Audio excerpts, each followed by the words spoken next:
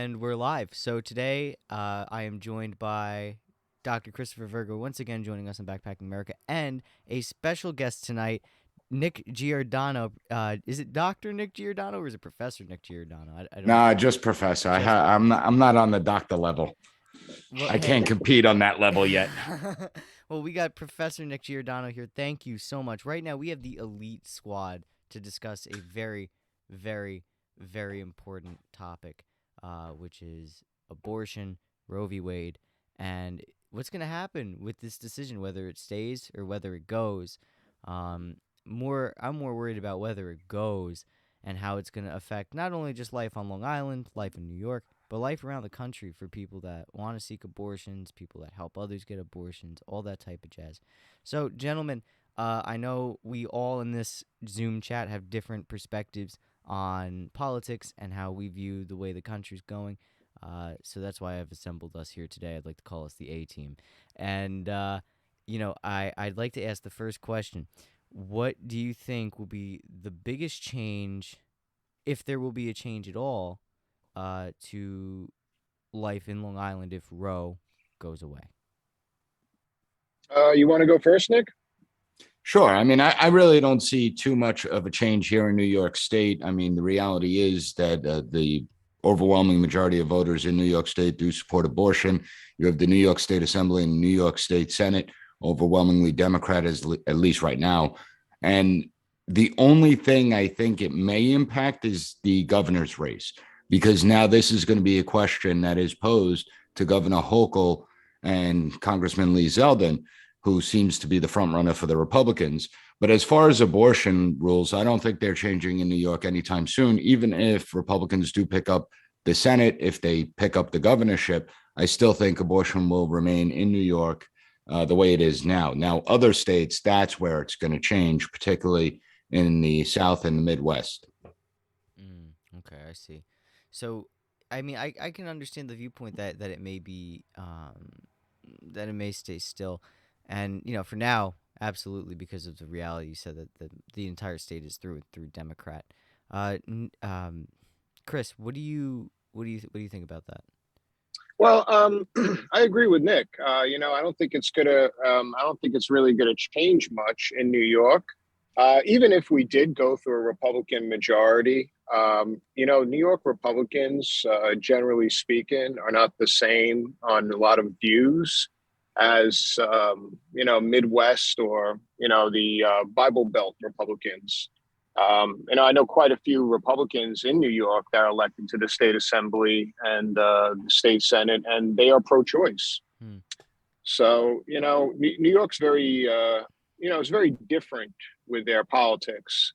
When we look at 50 states, we're looking at 50 different countries almost, and with morals and also beliefs, and that's the complexity of America right there in itself. What I do think would happen would be there'll be massive lawsuits from other states, because Hochul gave that whole speech saying she'll allocate, correct me if I'm wrong, $25 million to people that are out of state that want to seek abortion. Wow. Yes, you're right about that. And I just to jump in for a second, what did you think about when she said that? Because that just seemed bizarre. I mean, it seemed like it came from left field. It's not like even New Yorkers that support abortion, I can't imagine they support paying for people's out of states abortion. My whole thing with this is 25 million number can be 100 million in lawsuits. Mm. So New York is the number one donor state getting screwed already. So letting alone extending more benefits to other states to, take advantage of this, especially leaving it open for lawsuits, it's concerning. Because New York, it's cool to beat on New York as a politician from the South. Mm. So that's my concern, Nick, mainly it's the freaking lawsuits. I'm looking at the broad picture, like 25 million it sounds like a drop in the hat. And yeah, we can argue that why we paying for other states to get abortions here. But I'm more concerned about the 200, 300 and whatever $1 million in court litigation that's going to drag our state through. I'm also That's, yeah. I Sorry, Anthony, no, go. no, no, no, don't worry about it. My other question really was like, do you think that, because I know Hochul was saying that we would be a safe haven for those that wanted abortions. Do you think we're going to see an influx of, I hate to use the term refugee, I think it's a little too tongue in cheek, but do you think we could see an influx in people from other states, overwhelming our services here and causing, maybe a potential long term stay, like a repopulation of New York? I don't. I Hmm. think that's an overestimation of the amount of abortions people get each and every year. It's actually a relatively, I mean, it's a large number when you're looking at something like abortion, Hmm. but in the grand schemes of a population of 330 million people or 350 million people, we're not going to start seeing an influx. And the reality is that if people are going to be traveling to other states, they're going to go to neighboring states. They're not going to be traveling several states away. And all of New England is pretty much going to remain the same. Gotcha. I agree with that. And you also got to look at this too. Even women seeking abortion, um, like, okay, so I think it was the early 80s, correct me if I'm wrong, it was 1980 or 1983. For every 1,000 pregnancies, it was like 31, 33 abortions. Um, as of now, we're like, for every 1,000 pregnancies, we're at 11 abortions. So people run into New York to seek a safe haven. I don't think I'm agreeing with Nick on this. Especially, I don't think it's going to be the big influx. But what I do see, I'm just going to shift the conversation a little. I believe I spoke with you prior podcast about this, Anthony. I'd love to get Nick's perspective. Once again, we went through a couple processes of capitalism, democratization of production, which means you could make something affordable for everyone to buy, like the Levittown house, the Ford, et cetera, et cetera. Now we're going through democratization of consumption, where people vote based on their spending habits. So, are they going to possibly start boycotting a lot of states that have these restrictive policies, abortion policies, just like they did in North Carolina with the bathroom bill, or even Georgia with the voting rights bill? And a lot of these companies that are going to feel the pinch, they're going to be, they feel like they're going to be forced to relocate. So that might actually be a win-win for New York. Because people do vote with their pocket. These boycotts do have an economic impact. Once again, North Carolina dropped the bathroom bill years back because of all the economic pressures and all the organized boycotts. I think you're going to see something similar to that. And, I think maybe New York might actually gain some new tax revenue, some companies possibly, I know it's idealistic, locating to New York again. What was your thoughts on that, Nick? I think it's tough to say because there's so many factors involved there. When we look at other states and certain laws that they may have passed that led to a boycott of other states from traveling there or business conventions and things like that, I don't know if there's any real data to show how long those boycotts last, or was it just talking points that the corporation put out there and Hollywood put out there, and shortly after that, they went right back into those states to do business because it's simply cheaper. I mean, let's face it, at the end of the day, it's the bottom line does matter, and that's important to businesses. And that's where the second thing comes into play is New York's real estate market is extraordinarily expensive. And one of the things the coronavirus did is it showed that you don't necessarily need to maintain an office presence in New York City, spending $3 million a month in rent, when you could just go to another state and do everything through Zoom. So I don't think we're going to be seeing any major influx of businesses, but I could be wrong on that. And I don't know how effective the boycotts really are in the long term. I'm partial to agree with that too, because during I guess the insurrections in 2020, during the Black Lives Matter protests, we saw a lot of corporations adopting this woke capitalism, if you will, where they say we stand with Black lives, like Nike saying, we support Black Lives Matter, yet they use prison labor, which is overwhelmingly non-white, to make their shoes and their clothing. So, I'm more partial to agree that maybe in the short term they would do that as a quick move to gain clout, but then secretly move back in 6 months later when everyone loses sight of their goal or their outrage, if you will. Yeah, no, I can see that. I could definitely see that. Um, like once again, this is going to be more ingrained abortions, because you have states that have trigger policies in their state constitution. So this is going to be more complicated. Mm. So I guess it's going to be how long the shelf life is going to last and the steam is going to last in these protests and boycotts. So just to build on both you all, I kind of agree. And, Time will tell. and it is interesting because, when we're talking about the abortion argument, we have to put in perspective that the women today that would most likely be getting abortions, they never really had abortion restrictions outside of maybe first trimester or things like that. But abortion has been legal throughout their whole lives through the Roe v. Wade decision. So now it's interesting because you have those pre-1973 that advocated for abortion rights. They're not having any children, and how many of them are still pro-choice? And then you have this new generation where Chris pointed out a very important stat that it used to be 33 or 34 abortions per 1,000. Now it's down to 11. We've actually seen a drop off in abortion over the course of the last couple of decades.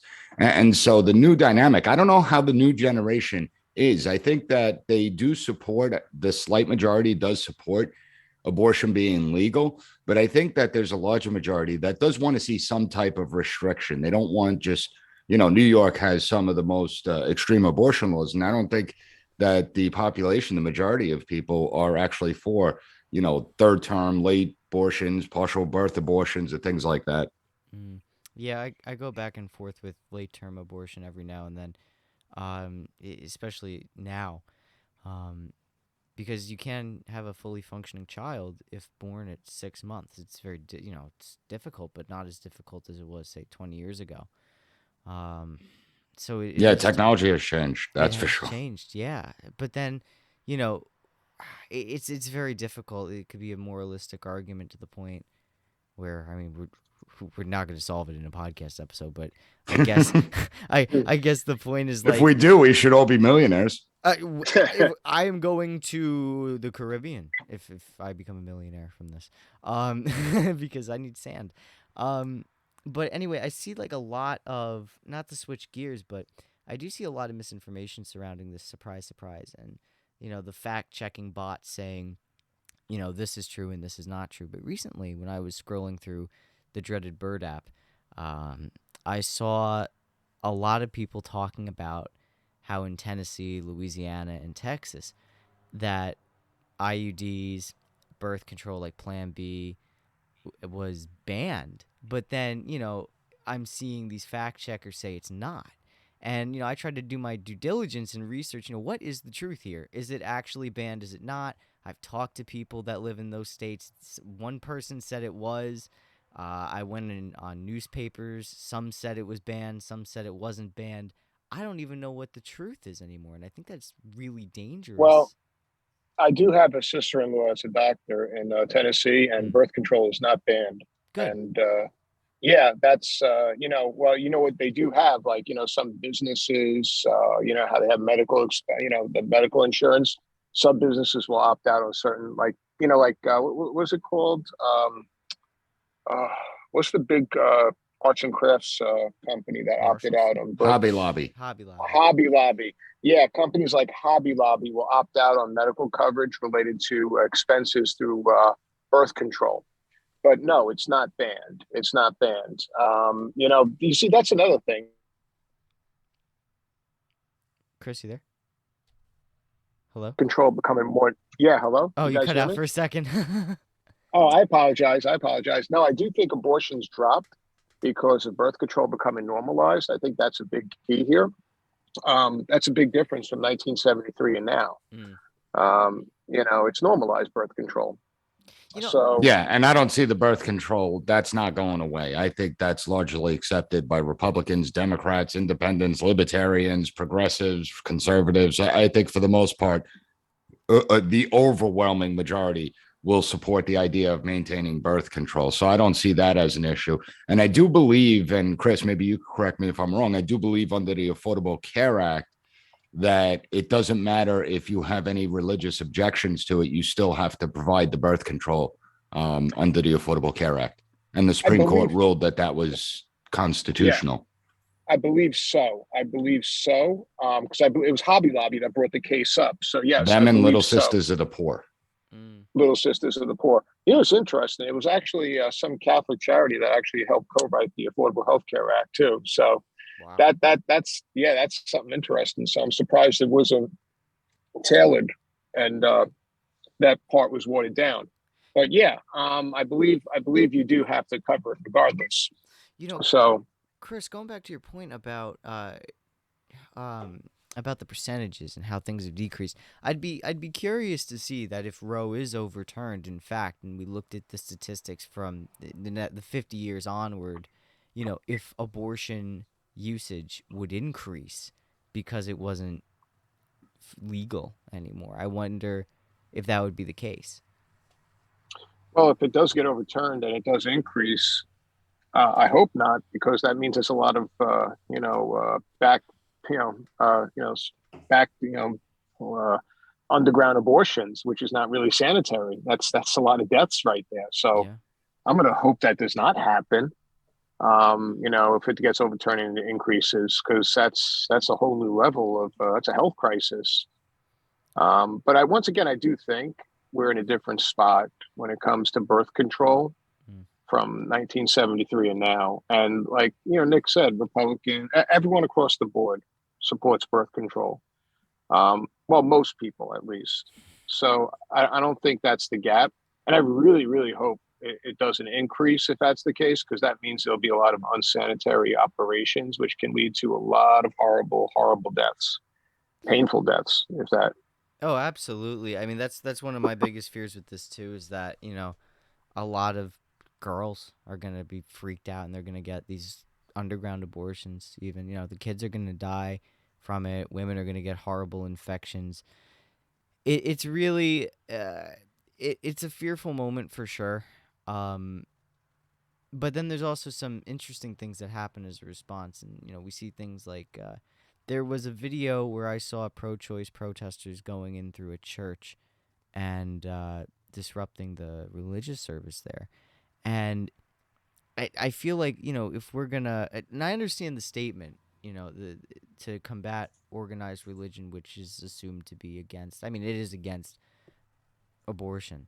But at the same Mhm. time, if we allow that, what's to stop, say, the American Nazi Party from marching through a synagogue and saying, we don't like Jews or whatever, to keep it as PG-13 as possible. Um, Well, they did stuff like that already. It was Skokie, Illinois. It was the heaviest Jewish population. They got a permit to protest the Jewish people in Skokie, Illinois. did they So did the American Nazi Party did something similar to that already. So did they march through, like, into a synagogue though, or did they just no, okay? no, they protested pretty much right outside of it though. But but the thing is, you had the most Holocaust survivors in Skokie, Illinois. So Really? that's even more painful. Yeah, and the American Civil Liberties Union was the ones that defended the American Nazi Party's right to protest, so they could get the Mm, permit. mm, Yeah, Um, and I you think know, you need to separate it out into two different things. So I believe that they have a right to do that. I mean that I'll defend their right to do that. I don't agree with it, but I'll defend their right to do it. In fact, in the late 1990s, the Ku Klux Klan down south, they got like 5 protesters, but they wanted to do a protest and they got the permit pulled. And Al Sharpton actually went down there, and I'll never quote Al Sharpton as like the words of wisdom usually, but he went down there and actually fought for their right because he said that if they remove the Ku Klux Klan's right to protest, well, then what's next? The National Action Network, maybe they'll won't let me protest. Now, I will say that those tactics never work. You go and disrupt church, that just annoys people. It's like when people like go into the busy roadways and just mhm. cause traffic, you're just going to annoy people. You're not going to win anyone over. And so you mm. have to be careful. These are some radical tactics we're seeing that aren't going to win over a lot of support and actually hurt the movement, in my opinion. Yeah, I agree with that. Because when I saw that, I was just kind of like, I actually heard it on Tom Schillero's show, and I was just like, "There's no way they're marching through a church. Like, what are they talking about?" And then Well, I there was a I lady watched. protesting in front of a church that was symbolically ripping a baby out of her stomach. It was a doll. And then she starts screaming, I'm killing my baby. I'm killing the baby. I'm killing the baby. I'm killing the baby. And I'm sitting there like, yeah, nobody's going to support that. Like, even if people who are pro abortion are looking at that, like, you're just hurting the pro abortion movement. And then the pro life movement's like, see, look at what they're doing. And so those tactics don't work. No, not at No. all. Chris, you want to say something Yeah. about that? No, yeah, no, that's 100%. They do not work. They get people disgusted, and then those tactics are used by the opposite, by the opposite spectrum here as as food for thought to say, hey, look, see, I told you, look who's for abortion. That lady, it paints a whole picture, So there's a quote. I'm going to share this with you. A little joke too. I heard this. How do you make a liberal a conservative? How? He gets mugged. So but it's the same thing. People have a bad experience, they'll shift their views on the perspective. So that's the same tactic. That person that was on the fence about like being pro-life at that church, they definitely changed their perspective when a whole delegation of pro-choice people came in screaming at them. So that's pretty much to sum it up. Yeah, I mean, it's highly indicative of where we are as a country with all the division. It feels like the sides are already drawn, and it's like we just need a win. Yeah, I think we hop on the division too much, though. Like, Yeah. as a society, as a free society, any society, I don't care where it is, there's going to be division. I mean, that's the basis. We're always going to have some level of division. Now, the rhetoric may sound like it's more heated today, and Chris will definitely understand what I'm talking about. But if you actually look at our past, if you go through the old newspapers, I mean, they were having duels. Alexander Hamilton, Raymond Burr. If you look at Andrew Jackson, the rhetoric was brutal back in the day. So our politics really hasn't changed that much. It's just that we have this information overload that's going on that makes it seem like it has. Yeah, Yes. that's a fact. You got to understand something. The New York Evening Post, which is the New York Post today, was started by Alexander Hamilton, so he can talk crap about his political opponents. Wait, so the Like he started at New York Post was garbage even back then? pretty much, yeah. Hey, He don't knock started the it. post. I got an article Oh, published there. oh, oh, I'm sorry. I'm sorry. Hey, listen. They did a whole spread on my freaking Cold War book, so I was very happy about it. But Wow. Alexander Hamilton did start the New York Post to talk smack about his political opponents, though. So not the contemporary. I'm not going to knock the contemporary, then, Nick. Just the historic New York Post, I Well, suppose. even the paper of record, the New York Times. So if you go back to, I think it was in the 1890s, you had a sheriff killed in New Orleans, and it was the Italians were accused of doing it, the Sicilians Oh that were yes. there. And the New York Times ran this article that like Sicilians should be hung. They're like dirty rats. I mean, when you read the article, I don't remember it word for word, but when you read it and you listen to the rhetoric, you would never think you're reading the New York Times. So our politics and press has always been a cesspool. And we forget that. We always romanticize the past. We always live in this nostalgia that it was always better in the past, when in fact it really wasn't. It was the same as it is today. I'll argue it was worse though. The nostalgia trap is horrible. We always talk about the divisions, about like how like the political divisions are so crazy. Well, what about Franklin Delano Roosevelt's administration? They tried overthrowing the government 3 freaking times. So, the Christian Front tried overthrowing the government. They plotted to come into the Capitol and shoot up the Capitol and like overthrow the government. Before that, another group actually tried paying a freaking general. A bunch of corporations tried paying a general to overthrow Franklin Delano Roosevelt's administration because of Social Security. So this was almost recreation at one point. So, and you forgot that we did have the Civil War, guys. That well, not you, Nick, but I'm just saying. Most people forgot about the Civil War. That's division at its height, right there. So we're divided, but I'm not to sound horrible. I don't want to jinx it, but we could be worse. Yeah. Even the 60s and 70s. I mean, you could say we're worse than now. Yeah. Oh yeah, well I left those out because that's new history though. So I mean, back in the days, college students were bombing ROTC buildings, and now they're just like, yeah, we're just going to stand in the quad and get our pre-approved protest, and yeah. Well, Yeah, the weathermen biggest underground. conformists from back in the day, and now the biggest nonconformists, and now the biggest conformists back in the day. And most of the new generation, they just obey and comply with everything. Well, you know what it Yeah, is? It's trendy resistance. It's trendy resistance. And unfortunately, we see a lot of this with even the pro-choice movement. We saw it in Black Lives Matter. It's safe resistance. It's not in it to change. It's in it for Instagram. yeah, they want to find their spot in history and say they were on the right side of it. But no history is going to be made if you're only doing pictures with Instagram and Yeah. nothing else. Hashtag campaigns.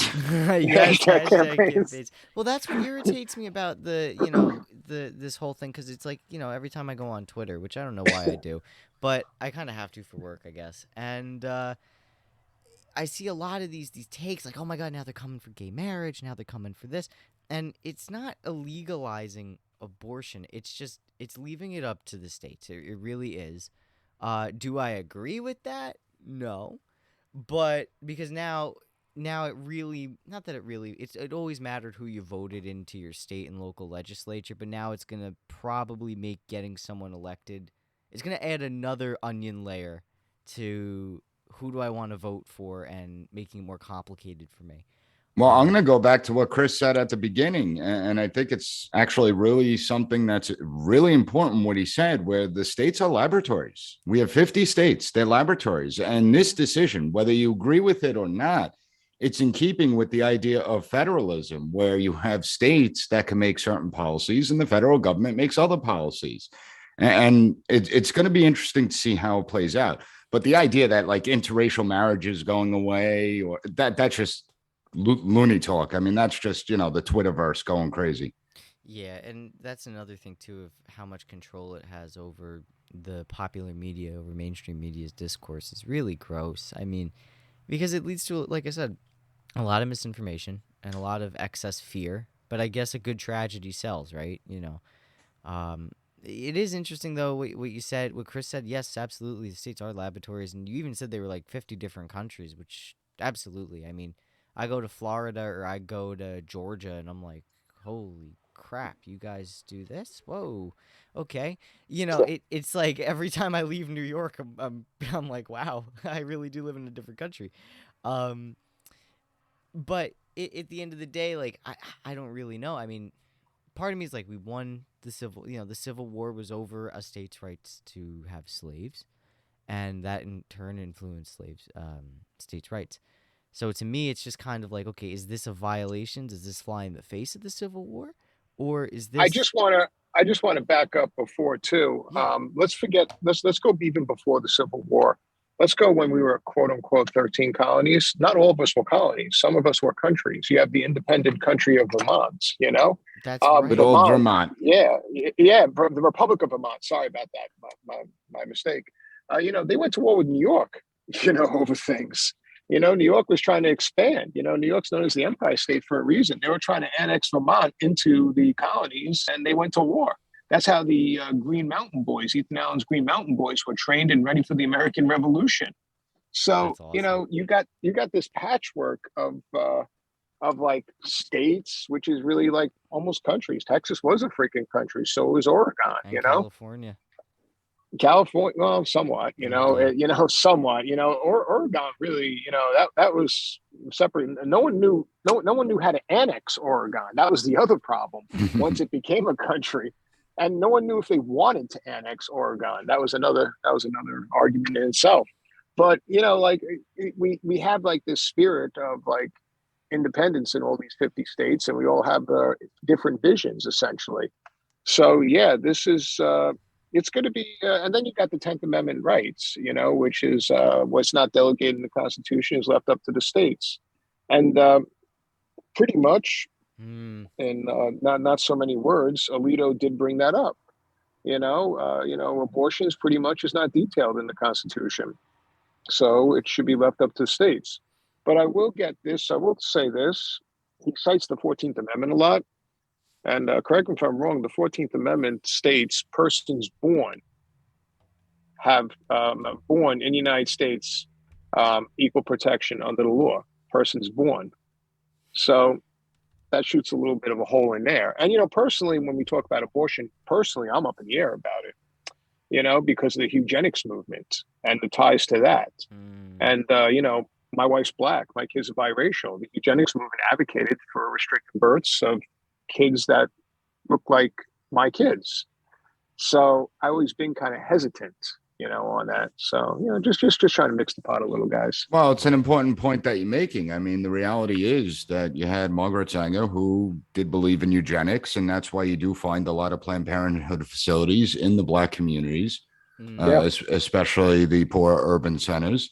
And it is something to bring up, because if we look at the numbers, I mean, I think if people actually saw the numbers, the amount of Black babies being aborted versus white babies being aborted, I think people would be shocked. No, that's true. It's a pretty big number. I don't know the exact statistics, but I do know people of color are currently more in that 11 out of 1,000. I remember hearing that statistic. But yeah, but is that a relic of the eugenics movement? That's the whole thing. And even like how you said, Nick, these a lot of these abortion clinics and providers are in areas of color. What's isn't that like indirect, making it accessible, indirect advertising? Well, here's the So. thing. If you look at the Black population has held steady at 13%. If you look at the median age of Black people versus white people, so the median age of white people in the United States is 56 years old. The median age of Black people is at 26, 27 years old. So they're like ripe for the having babies movement. Now's the time that they should be having babies. And yet the Black population has remained flat at 13%. And I think, I didn't do analysis, I'm making an assumption, but I think if someone were able to do an analysis, they'll find that the reason it has remained flat at 13% is probably because of abortion, or abortion played a big role in it. Wow. I'm not going to doubt that. I didn't see the analysis either, but I'm not going to doubt that. Look where the relics are from, though. Look where the relics from. Margaret Sanger with the whole eugenics movement. That's like that's And that's not talked about. That's not talked about a lot on the left. It is how that no. was an issue. Now, we have seen, like in Soviet Union in 1924, they legalized abortion, but they did it Mhm. because, abortion should it's up to the woman to decide. I don't really know what the ruling was or why, but I know that they must have done it not for a racial means, but for some, more noble class means. Again, this is just an assumption, but for us, it's, Mhm. how do we, it, in the progressive sense, how do you advocate for abortion progressively? Do you equally distribute an abortion clinic in all types of communities? Like, how do you now go about fixing this? And fixing it is a problem that, like, it's the same thing like with me that we were discussing in the Robert Moses episodes. Like, obviously, we're not going to Mhm. blow up the parkways, but everyone now has cars. you know? Yeah. Well, the whole thing is, you can start a simple way on fixing this. Like the Eileen left guys. I think everyone knows that. Um, uh, you can start by, how the left's always telling the right wing to take responsibility, accountability, and all those nice words. Mm-hmm. They aim low, we aim high. It sounds great and all, but how about we start with just owning up on your history, just owning your history. Just start taking accountability on your history. That'll be the first. That'll be perfect. You could just start with that. Because it gets That'll be perfect. respect. It gives respect, Like, people will be more willing to at least respect your point of view if you could just own up to, like, that. Exactly. If you own up to it, it's like, yeah, we have this relic of eugenics here, but this doesn't define us today. That'd be great. Stop hiding it. Own up on it. The left's always saying, to the right, own up on what they say. Be responsible. Hold them responsible. Well, guess what? Something. Don't throw stones in a glass house. Hold yourself responsible. Yeah, but we're Such talking as. about politics here. Come on now. And listen, I'm a conservative. I am someone that is pro-life. I don't like the idea of abortion. It makes me very uncomfortable. I always look at it like, 100,000 years from now, when our civilization is gone and someone finds us, would they look at abortion as an enlightened, sophisticated society, or would they look at it as a brutal, barbaric society, a primitive society? But all sides. I think you're so right on, Chris, when you say own up to your history. I mean, How many years have Republicans pledged for limited government, and yet government has expanded? The surveillance powers of government has expanded under both Republicans and Democrats. I think they're all a Yeah. bunch of frauds. And now there's also the people will bring up the 14th Amendment and say that, getting rid of Roe actually flies in the face of the 14th Amendment. So, that's another layer to an argument to consider. Does it actually fly in the face of privacy and the right to it, or does it actually bolster it, or does it do nothing to it at all?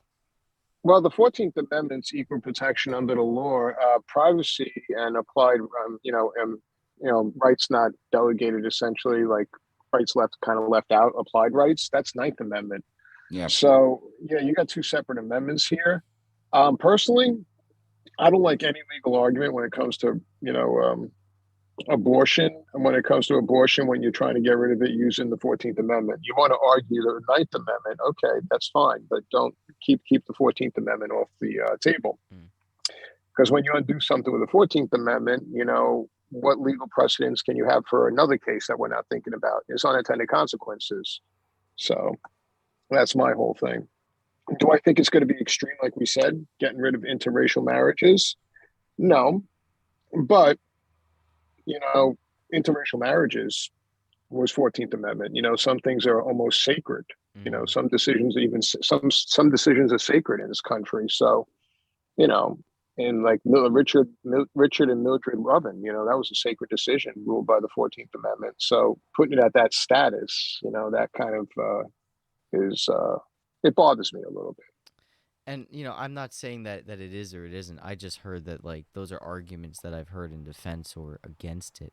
I'm Mhm. actually an idiot when it comes to the Constitution. I only know the first and the second if the first fails. So, I'm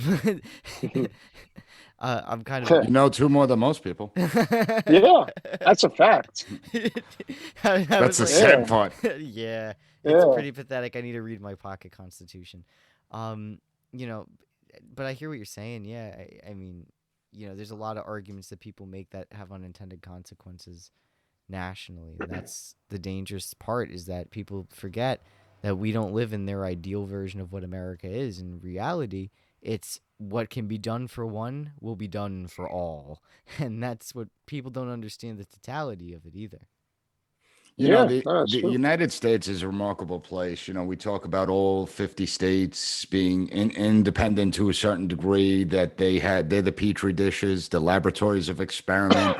They're like their own countries. And we have all these different peoples from different places that have come to the United States to build a way of life. And we actually make it work. Like the media makes it like, everything's going to hell in a handbasket. We're on the verge of a second civil war. No, we actually make it work. We're like the one country in the world where you have all these different peoples from all these different places that actually coexist together. There's no other place like that. And I think that's what everyone needs to take away from this, that yes, things may change in certain states. They're not going to change in other states. But the United States, abortion isn't going to be the thing that brings the United States down. That's for damn sure. Far from it. Now, No, I agree. I agree totally. If anything, it'd be probably a spike up in the midterm elections for the Democrats, because that'll be the political football probably. Like Nick said about politics, how it's ugly. I'm just going to advance that more and say politics is acting for ugly people.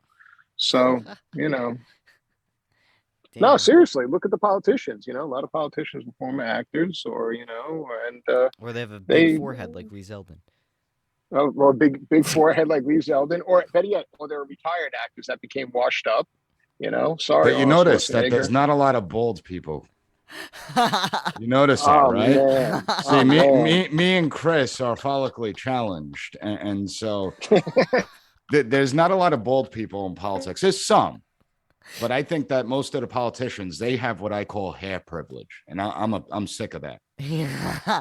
No, it's because the baldness unleashes a level of competency that can't be allowed in government. I, Like- I want equity. I want everyone to shave their damn Oh, heads.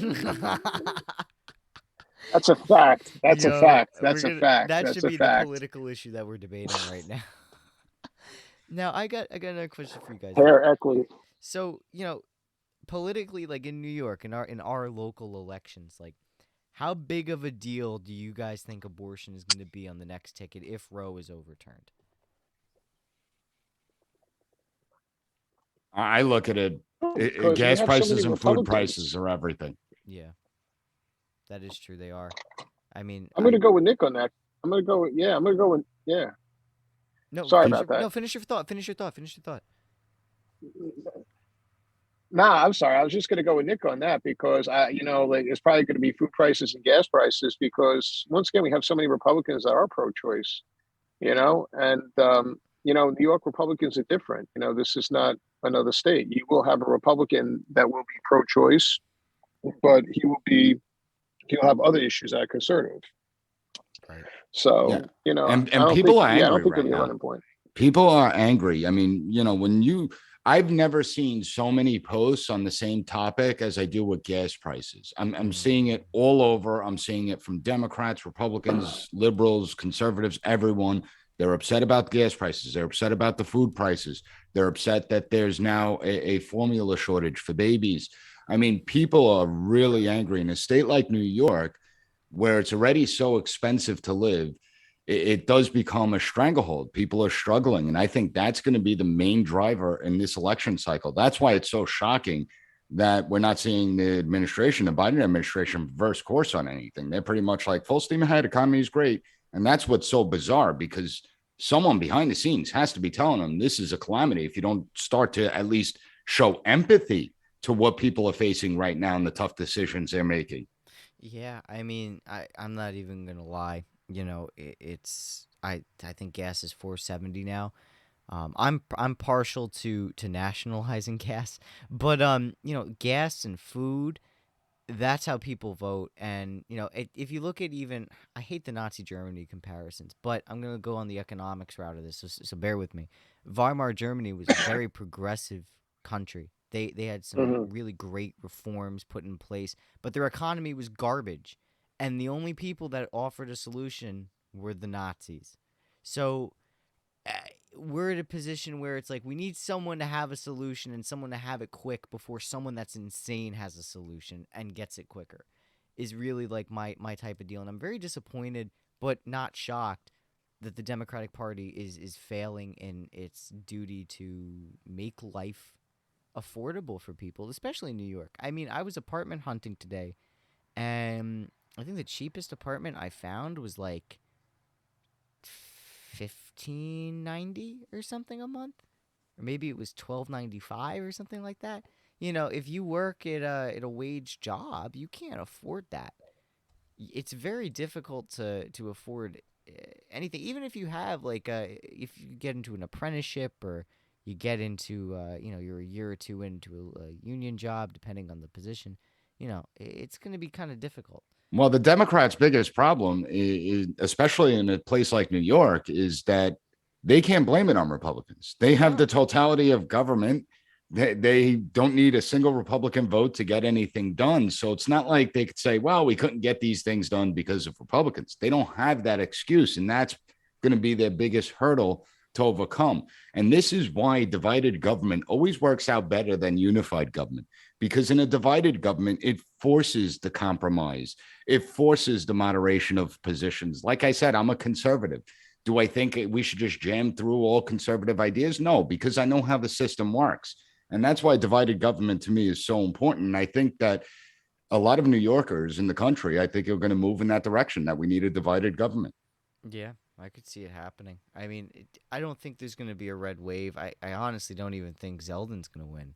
But I do think, seriously, I do think that there may be more of a switch up and it may be more of a threat to the stranglehold the Democratic Party does have on New York. And, See, but I do think Zeldin has a good chance of winning. you do. I think the mask thing in schools hurt Hochul big time. She waited way too long to pull it off, and now there's talk that she might put it back on. That would be a disaster. I I don't think think that she anyone's going to is in do that. trouble. I don't think. I mean, I know Democrats that were against that too, and it just sucks that the cultural issues are becoming such a big deal in the parties. And it's almost like it kills me because it's like the Republicans do make some good points on some of their economic reforms and what they have plans in place to revitalize at least in the state. They have some decent plans, but I don't know. I I don't just like the want the social LIE stances. fixed. I just want it fixed too, and it looks like I don't know who's gonna fix it. That's the thing. I mean, right now it's I see at least the Hospital Road Bridge on Sunrise is getting fixed. That's great, but the problem is too, you can't just throw money at things. You have to make it built to last because they repaved the LIE during the pandemic, and it's gone now. There's nothing left of it. So like, what are they building it with?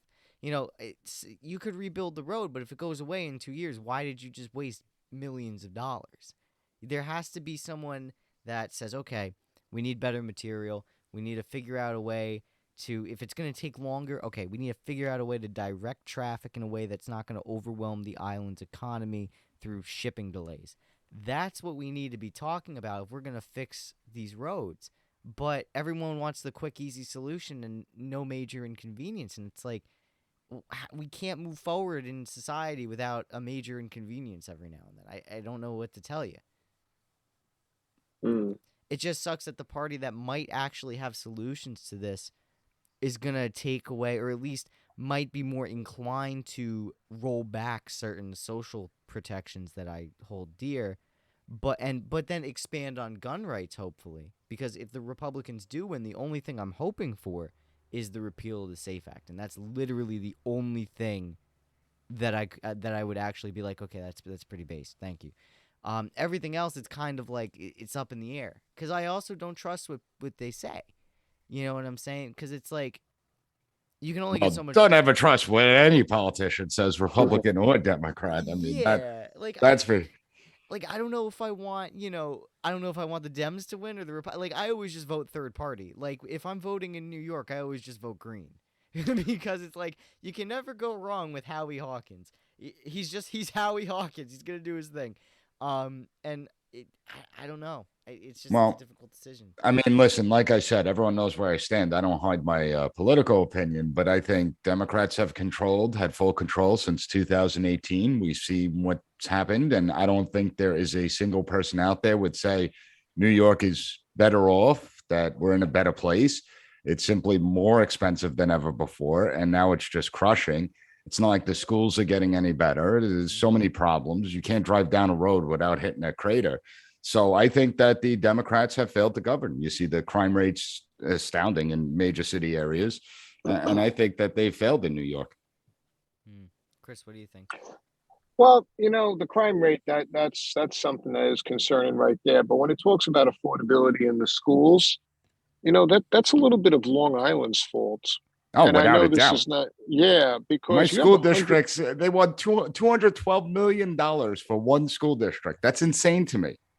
That's beyond insane. And you have, okay, think about it this way: 123 superintendents in Long Island and the 123 school districts. Nick, how much is the average salary of a superintendent in Long Island? I believe it's about 250 or 300. Yeah, Wow. about 250 to 300. Now, what about the assistant superintendent? He's making about 200. Well, What that's about the the amazing part because I always say in my class, I'm like, you got superintendents that are making almost as much as the president of the United States of America. How ridiculous is that? It is insane. It is insane. And we're sitting here going, why are taxes so high? I think we should consolidate these school districts, consolidate them. You should The not be problem making is, six figures. That's crazy. no, no, making six figures. Okay, you're making 100,000. Okay, you're making like 125. I understand. Look, it's cool, but 300, 250, And then their really? pensions on top of it. Oh, yeah, yeah, yeah. No, the pensions they get on top of that's crazy because now you're high income and your pension's insane. So my Yeah. whole thing is you got to consolidate the 123 school districts. You can't have 123 superintendents, assistant superintendents, curriculum superintendents, buildings and grounds superintendents. By the time you're done, you got probably 100 people in administration office, the central administration office making over 200,000 a year. You can't do that. That's insane. This is And why. Yeah, sorry. fun fact with the schools, the majority of positions at schools is actually administration and support staff, not teachers, Nope. administration and support staff. And that's the amazing part.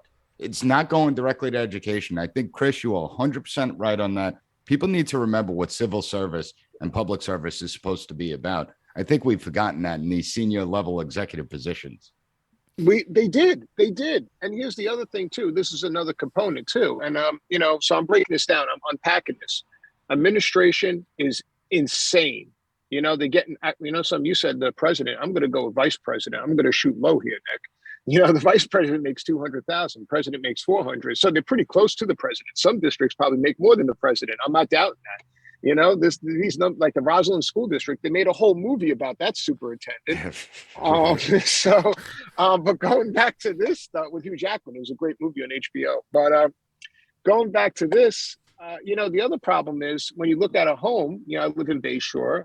I'm kind of happy I live in Bayshore. It's a nice area. I'm in a nice little area here.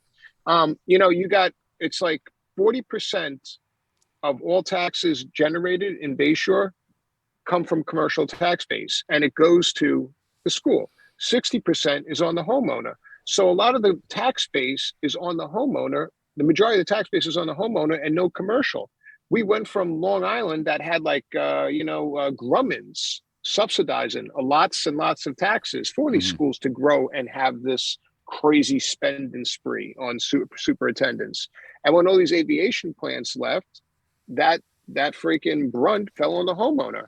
You need also more commercial tax base in Long Island to cover our quality of life here. In addition, and Chris, because you know Long Island better than me. I think the only place where the commercial actually pays a larger portion than the personal is Hop Hog, I think, right? I think that's the only place on Long Island. Spot on. And Garden City, believe it or not, too. Garden City, I didn't see that one coming. Garden City and Hop Hog. Well, the second largest industrial park is in Hop Hog. Yep. Outside of Silicon Valley. So that's Hop Hog. But we only have one Hop Hog industrial park. But even the commercial tax base. Like, what do we have for commercial tax base outside of Hop Hog? No, seriously, what do we have? Like, in Bayshore, I got a mall, and I got Fire Island, and I got a downtown. The downtown's great. I love it. I love going down to, the Cortland and grabbing a couple of beers with my friends. It's great. But at the end of the day, they're not holding up the funding for the schools, but a Grumman's would have, a Hop Hog Industrial Park does. So we're just not wired correctly to have this quality of life for a tax base wise, a commercial tax base. Everyone understand what I'm referring to? I know exactly what you mean. Yeah. And the superintendents, that's just insane. That's just lunacy. So your solution is more we need more things like Grumman, a Grumman-like venture to come back to Long Island and subsidize these schools, and then maybe instead of having 127 different school districts, just make it one school district? Well, Mark, you can make a county. Okay, so let me unpack that. So you don't need per se a Grumman's. You can have another company that can subsidize a lot of the commercial tax base. Not everyone wants mail trucks built in their backyard, but I'm just saying, you can have other things too. You can there's a lot of tech. Like we should be putting more money and focusing on tech incubators. Yeah. That's what we should be doing. I heard Twitter headquarters may be moving. Who knows? Listen, I think the Pilgrim Psychiatric building, which is all vacant and stuff, lots of those buildings, I think they'll be a great freaking place to put it. No, but I'm just saying, we have the land. We just got to develop smart in Long Island. We can have the balance between nature and commercial development, and we do have that. We do have the land. We do have the space. That's number one. We just got to be smart about it. We do have the previous developed areas such as Pilgrim, Psychiatric. We can put that back on the tax rolls. And yes, we definitely need to consolidate these districts because it is choking us. It is killing us. It is making an exodus of people leaving Long Island arguing about affordability. It's horrible. You got to consolidate them at least to county based, at least. And throughout Suffolk and Nassau County, you got to change the way these counties operate. So just to give you a quick example, it was like 2 or 3 years ago. It was snowing bad. I'm looking out my window. Plow truck comes down. And next thing I know, my mailbox is going 15 feet. I call the town up. I'm like, yo, you got to come fix my mailbox. The guy just knocked it down. They're like, oh, we've been getting calls like that all morning. I'm like, well, why don't you tell them to be a little bit more careful? She's like, it's going to take about 2 weeks. 2 weeks later, I get home and there was literally 4 people there. And these are not low-paying jobs. These are high-paying public No. work jobs. There's literally 4 people there. Someone digging a hole, someone attaching a mailbox to a post, and then 2 supervisors making sure they're doing that right. That's just government bloat right there. Wow. No, that's beyond wasteful and stupid. You need two guys to make sure you put the mailbox together? That's kind of. Well, Me and my you dad need the did it guy. kind of drunk one day. I mean, that, I did it myself when I moved to this house. Well, yeah. you need someone to supervise the other guy. Come on. You need. I mean, you need at least. I mean, I would understand at least maybe one supervisor or a senior level person just to make sure that it was done, like it was accounted for, and then could be uploaded to a system to say, hey, all right, this has been done. But I mean, like that's a little ridiculous. And we've had that happen too, and they won't even come here. The thing is, if you live on like a service road or a rural road, like, because I live out deep in eastern Suffolk, so like they don't really give a shoot about what we do here, and I think they maybe gave us a $50 credit, but we had to put the mailbox back together. You know what I mean? So it's yeah. There needs to be definitely a reconsolidation. A lot of it's corruption too, because they get paid so much. I feel like that just comes with it, and it's a family affair. Like there's a lot of families that get involved in the governance of the county, especially in the public works unions and such, and it's Well, unfortunate. yeah.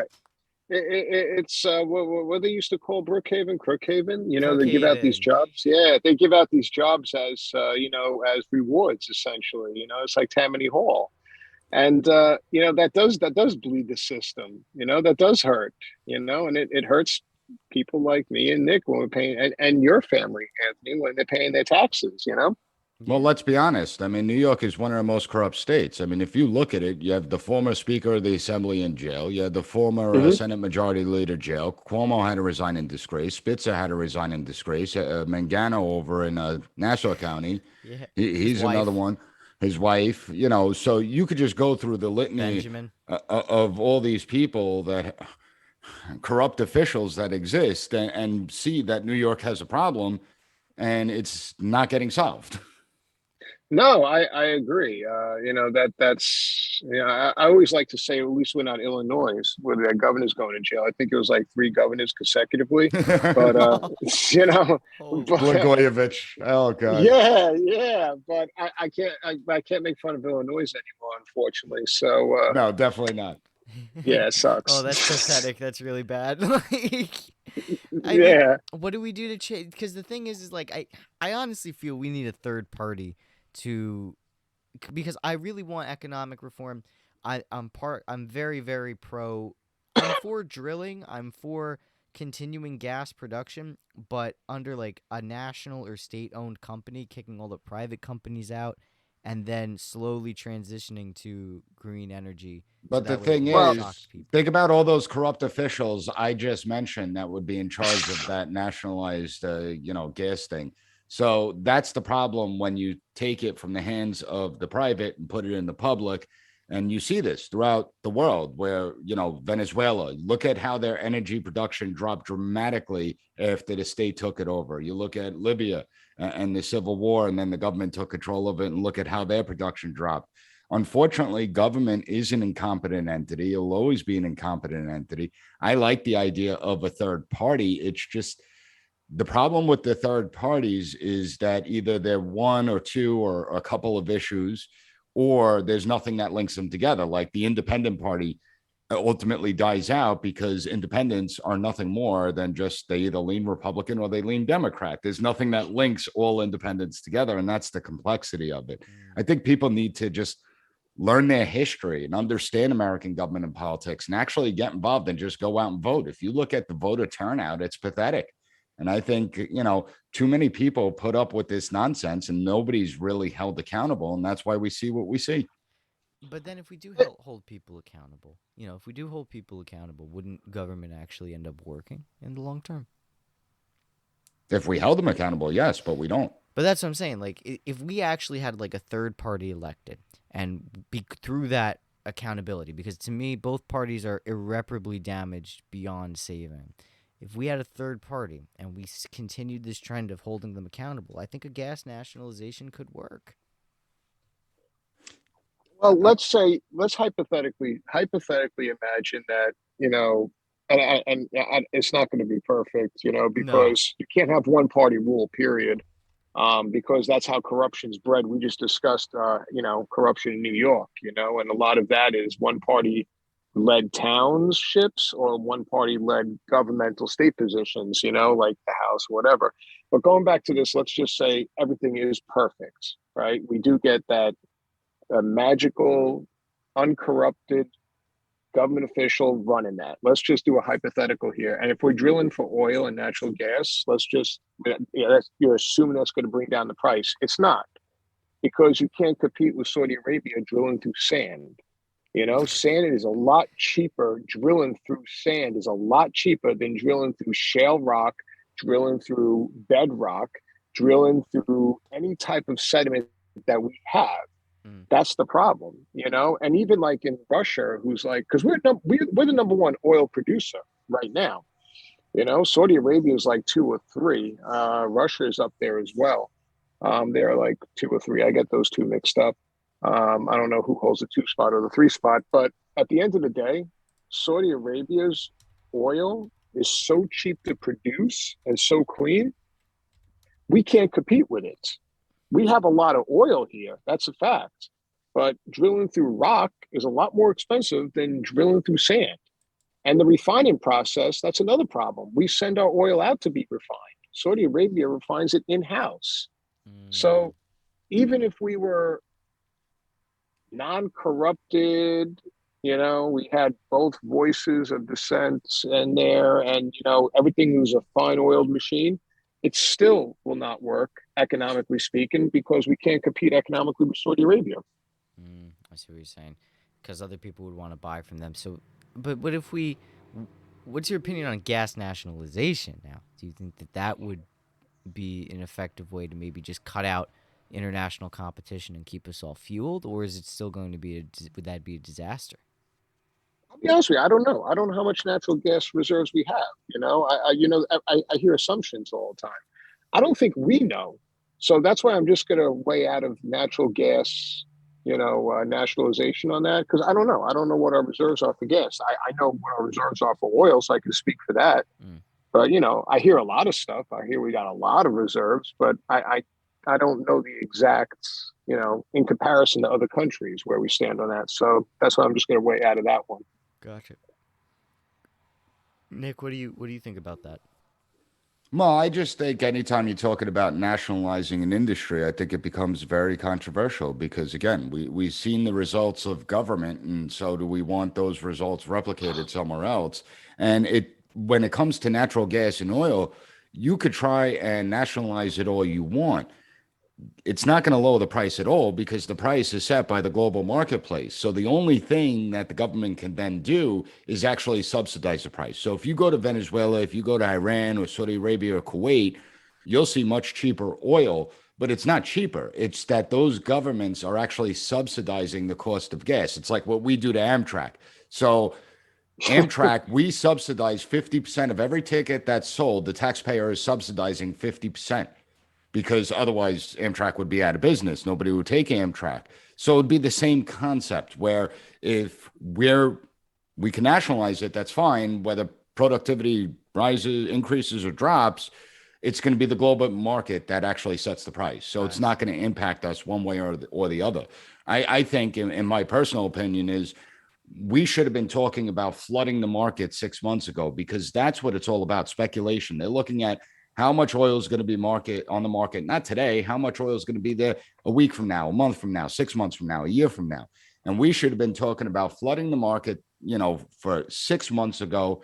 And we should have actually done it. It doesn't mean that you can't move towards the green energy agenda as you're doing it.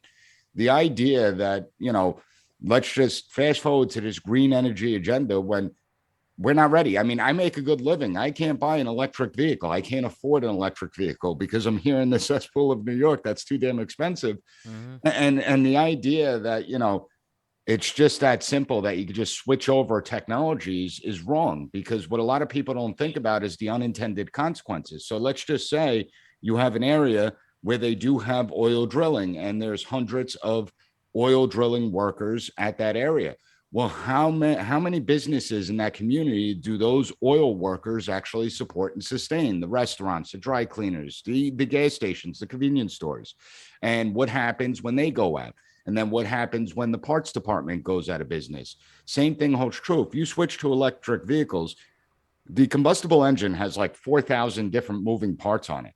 Electric vehicles have something like 600 or 700. You don't need oil changes. You don't need to service them nearly as much. If your batteries go, you're screwed. But what's going to happen to all the auto body shops and all the mechanic shops? I mean, when we look at that, that's going to take a real toll. And then those mechanic shops, the people eat lunch, they order from the local delis. And so what happens to their business? You know, everyone tries to make it as if things are just black and white and everything's so simplistic. Yeah, I would love to live in the cleanest planet in the world. I hate paper straws. They're friggin' disgusting. They So are. leave my plastic straws alone. But it's just one of those things where we have to look at how issues are complicated and we can't oversimplify them. And I think too many people out there try to oversimplify them where it's not really simple. It's actually really complex. If it was that simple, it would have been done already. Well, yeah, you're getting rid of production efficiency too. I mean, like your manufacturing base is gonna get all screwed up. We're gonna pay at the pump, and then we won't be able to afford the electric vehicle. I've heard so many people just say, "Oh, buy an electric car or trade your car in." You can't because the used car market is hyperinflated, and then And think about how arrogant that is. Like yeah, the people that say go Mm. buy an electric vehicle, they're people that like the elite in society that have tons of money. It's the most arrogant thing I've ever heard. And I'm like, it's so insulting. Like, imagine telling someone making, $60,000, $70,000 that has a family of four, yeah, just go buy an electric vehicle. Don't stop complaining about gas prices. It's really bothering me. I see people that say that. It's really bothering me that you complain about gas prices. Just go buy an electric vehicle. or they Oh, those they people drive me deduce nuts. they deduce the gas price argument to, oh, you vote Trump, that's why you're sad. Stop, get rid of your big pickup. And I'm like, dude, you do understand that there's contractors, right? And they have to have pickup trucks, or construction guys, or masons, or welders. They have to have these trucks, landscapers. I feel so bad for landscapers that have to power their weed whackers, their their lawnmowers, and all this stuff. I mean, it's terrible. But I know it is running very late, and I do want to thank you all for coming on here. And the abortion issue obviously leads us down ultimately to the material, the economic, which influences the social. And I can't thank you guys enough for coming on here, and I hope we can continue the discussion at another time. But until then, Dr. Christopher Verga, thank you so much for coming on, and Professor Nick Giordano, thank you for coming on, and welcome to Backpacking America. I hope you had fun. Well, I had, and it was a pleasure talking to you both. Great conversation. Absolutely. Likewise. Thank you. Thank you, everyone, for listening to episode 188 of Backpacking America, and until next time.